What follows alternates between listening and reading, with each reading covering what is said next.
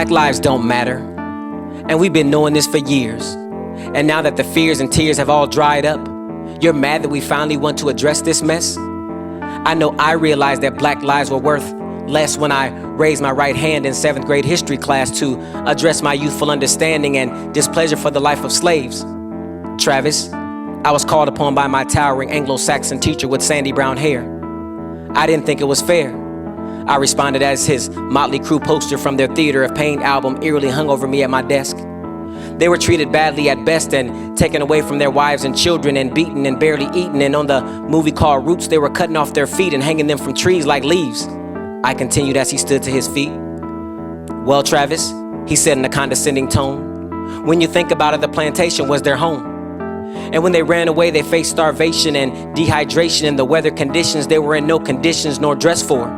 And although their accommodations may have been poor, they at least had shelter. And they were being fed, so really when you look at it, they were better off not running away, because when they did, odds are they would end up dead. Better off not running away, Mr. Hillscamp? Really? Like slavery was some type of trade school or 9 to 5, and women weren't being raped and children used for bait in the Everglades, and owners weren't being paid to trade and breed strong black men because they were trying to create super slaves?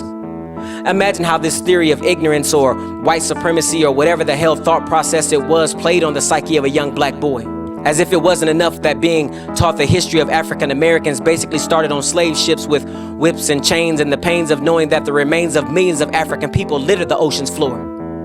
As I lay on my living room floor watching movies based in Africa, and every other person with dark skin was an uncivilized savage trying to ravage, steal, and kill, while the other half were servant.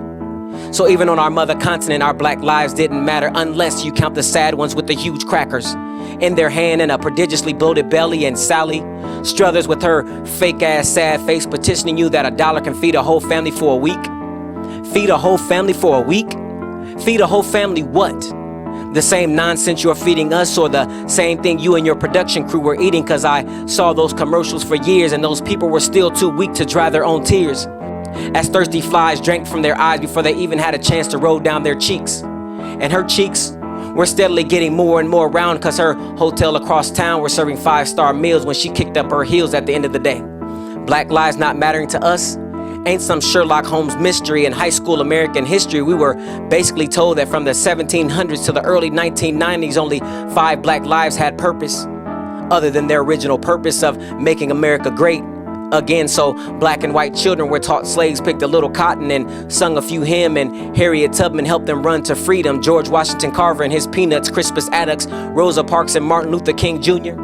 and his calls for nonviolence and equality as opposed to violence and getting even. But not even his peace talks and his business suits could stop black people from swinging from trees like strange fruit. And target practice for police officers that wore badges by day and white sheets by night under the light of burning crosses, because they were good Christians, not terrorist organizations. But now that our eyes is open, we are no longer just hoping, praying, and wishing upon stars to jump. Man, this ain't their fight. So like them, we don't have to be like them. Let them continue to sit on the sidelines and stop trying to force them to be leaders. We don't need them. This is for the real organizers all over the country. The activists, the civil rights attorneys, the struggling parents, the teachers, the students that are realizing that a system built to divide and impoverish and destroy us cannot stand if we do. Run, Jesse. No, not the other one. He needs to sit down.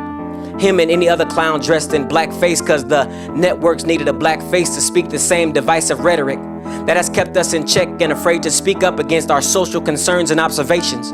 From segregation to housing discrimination to lynching to Emmett Till to the Freedom Riders to Rodney King to Sandra Bland to Philando Castile to Freddie Gray to Alton Sterling.